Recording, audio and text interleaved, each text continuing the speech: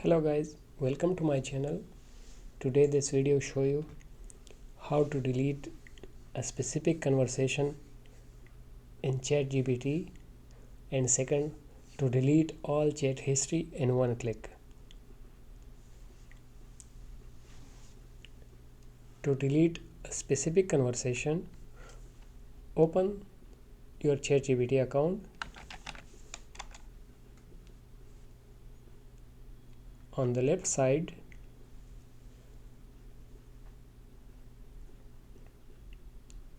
select the three dots.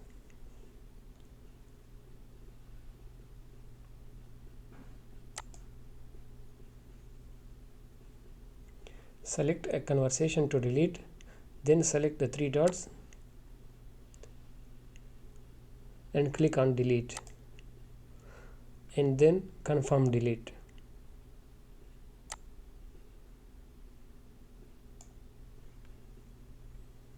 Second, to delete all chat history in one click, click on your profile icon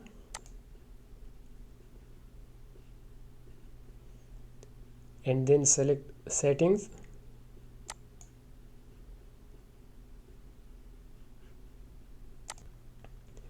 Then select the general tab and scroll down.